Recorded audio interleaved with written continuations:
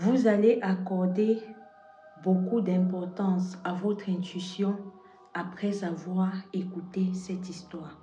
Découvrons ensemble l'histoire de cette sœur qui était étudiante et en même temps make-up artiste et qui, sans se douter de ce qui l'attendait, est tombée dans un piège ficelé depuis des semaines envers sa personne, piège dans lequel elle a perdu sa vie. Découvrons ensemble les détails de cette triste histoire.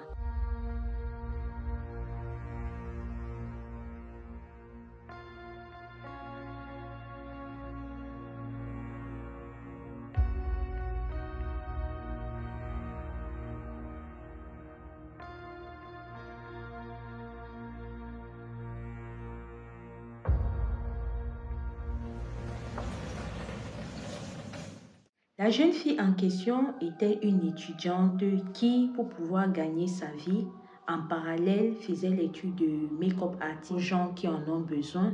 Et pour ce faire, elle a ouvert ses réseaux sociaux où est-ce qu'elle montrait ce dont elle faisait et où est-ce qu'elle avait mis un numéro de téléphone pour toute personne désireuse d'avoir de ses services. Un jour, elle reste comme à son habitude, elle reçoit l'appel d'une dame qui lui fait comprendre que je suis intéressée par ton service et j'aimerais que tu viennes chez moi pour me mécoper. Elle dit d'accord, il n'y a pas de souci madame. Où est-ce que je devrais venir? Pourriez-vous me donner l'adresse de votre logement? La dame lui dit que non, il n'y a pas d'adresse. Mais il y a un grand carrefour qui est comme ça, comme ça, comme ça. Est-ce que tu vois de quoi est-ce que je parle?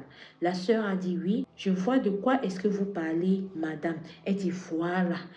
Demain, il faudrait que tu sois là-bas à telle heure. Je vais envoyer mon chauffeur pour venir te prendre.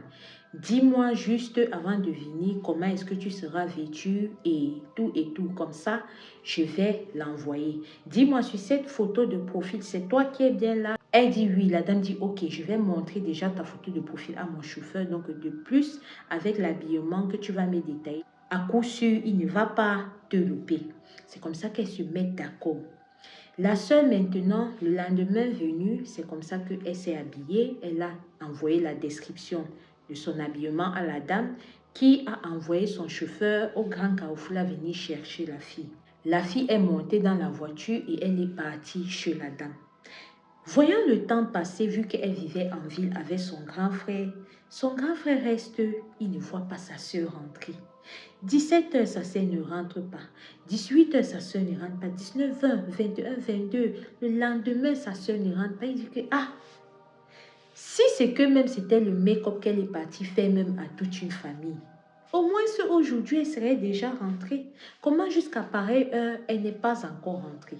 Notons que la sœur, en partant, elle a eu l'intelligence de donner le numéro de téléphone de la dame à son frère, d'indiquer un peu le carrefour où est-ce qu'elle devait partir.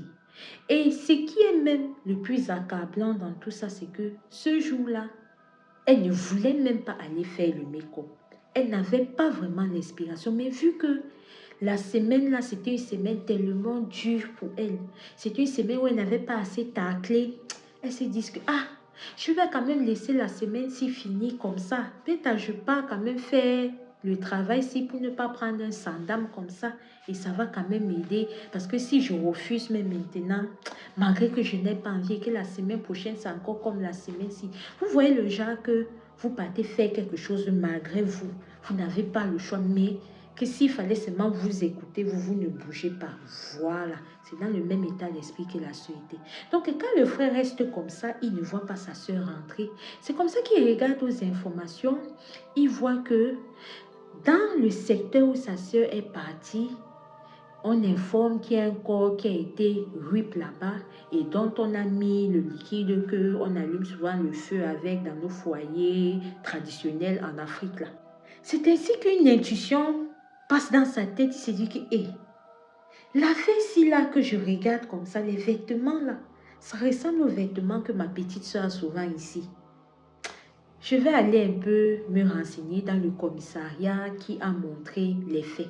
C'est comme ça que quand il part là-bas, on l'amène à la mort pour identification du corps et il s'en rend compte qu'effectivement, c'est sa petite soeur. C'est là où maintenant les policiers, ne connaissant pas où commencer et tout, et puis il dit que non, ma petite soeur qui était à la maison hier, elle m'a dit qu'elle partait chez une dame, fait ci, fait ci, fait ci, voici son numéro de téléphone. C'est comme ça que quand ils prennent maintenant le numéro de téléphone, à travers ce numéro de téléphone, ils contactent l'opérateur qui leur donne ample information sur le détenteur de ce numéro de téléphone. Là, on remonte, on tombe sur la dame qui a invité la petite. Quand maintenant on lui demande que, mais comment est-ce que la petite, tout montre que, parce qu'après avoir étudié aussi ses appels téléphoniques, sa messagerie et tout, on se rend compte que tout montre que la petite est arrivée là-bas et que c'était le dernier endroit avant qu'elle n'érupe. C'est là où, après l'avoir bien chandélisée, là-bas en prison, qu'elle a décidé de parler. Quand elle parle, elle dit que c'est un piège qu'elle a tendu à la petite parce qu'elle soupçonnait la petite de gérer les bisous avec son gars. Et à cause des garçons, tu finis avec l'enfant de quelqu'un.